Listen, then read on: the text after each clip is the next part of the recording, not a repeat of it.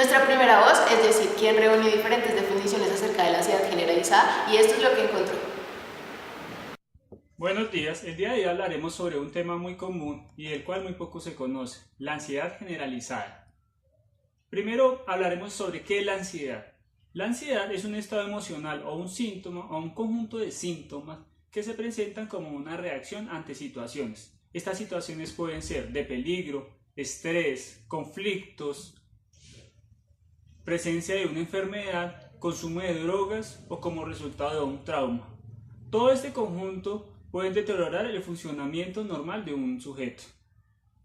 Otras definiciones de ansiedad, según Button, Mineka y Barlow 2001, es definida como una anticipación apresiva de miedo futuro, acompañada de síntomas y de tensión o disfunción. Otros autores, como Stess y Skinner, en 1941 definen la ansiedad como un estado emocional que surge como una respuesta a algún estímulo presente que, en el pasado, ha sido seguido por un estímulo perturbador. Para estos autores, la ansiedad tiene dos características. 1. Un estado emocional parecido al miedo. 2. El estímulo perturbador que es responsable de tal estado no lo precede ni lo acompaña, pero es anticipado en el futuro. Según este supuesto, la ansiedad es un estado emocional que se presenta ante un estímulo que en el pasado fue asociado como algún estímulo perturbador, de tal forma que la ansiedad sería una respuesta condicionada. Nuestra segunda voz es Olga, ella nos va a contar sobre la psicopatología, en qué consiste la ansiedad generalizada. Le vamos a ver qué nos va a comentar el día de hoy. El trastorno de ansiedad generalizada es un trastorno de la ansiedad que se caracteriza por una preocupación intensa, excesiva y persistente de carácter anticipatorio por situaciones de la vida cotidiana que deterioran el funcionamiento normal de distintas áreas del individuo. Según el DSM-5, se requiere la presencia de al menos 3 criterios para cumplir con el diagnóstico, tales como ansiedad y preocupación excesiva en distintas áreas de su vida, como social, afectiva, personal, educativa y otras.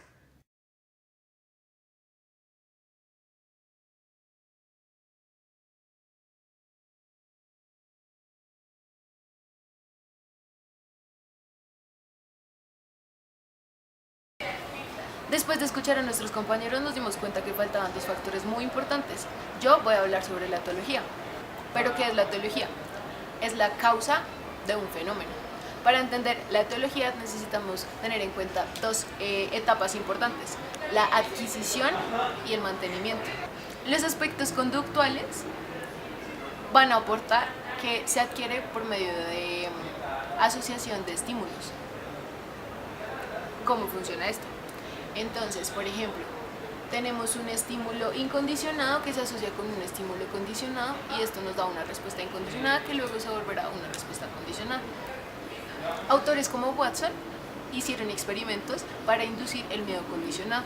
Para esto utilizaron un pequeño bebé llamado Albert, creo que todos hemos escuchado esto, y lo que se hizo fue exponer al bebé a un estímulo incondicionado, el cual en este caso era un ruido, y a un estímulo condicionado, una rata, el cual provocaba una respuesta incondicionada, que era llanto. Entonces, después de varias sesiones presentándole esta asociación de estímulos a Albert, lo que sucedió fue que, mostrándole el estímulo condicionado, o sea, la rata, ya se presentaba la respuesta incondicionada. Otro autor que está de acuerdo con Watson es Maurer, quien plantea que la teoría del condicionamiento está muy asociada con la adquisición de la ansiedad. También Skinner habló sobre la ansiedad, la definió con dos características. Una es un estado emocional parecido al miedo, y otro un estímulo perturbador. Esto se puede evidenciar en los experimentos con ratas, en el cual tenemos la misma asociación de estímulos, solo que en este caso el estímulo incondicionado es un choque eléctrico. En el enfoque cognitivo también podemos hablar sobre la adquisición de la ansiedad. Ellos dicen que se da por el aprendizaje vicario, el cual es la imitación al observar otros sujetos. También tienen que tenerse en cuenta los factores psicosociales. En este caso tendremos en cuenta los estresores. Estos hacen referencia a los factores externos que causan estrés, como podemos evidenciar en la imagen: los problemas económicos, agresión psicológica familiar, algún evento estresante o depresivo, enfermedad y violencia al interior del hogar. Para hablar del mantenimiento de este trastorno vamos a hablar de dos aspectos importantes, los cuales ya mencionamos y explicamos: el condicionamiento operante y la teoría cognitiva. Bueno, compañeros, por otro lado yo les voy a hablar sobre la evaluación o los factores determinantes para evaluar la ansiedad generalizada.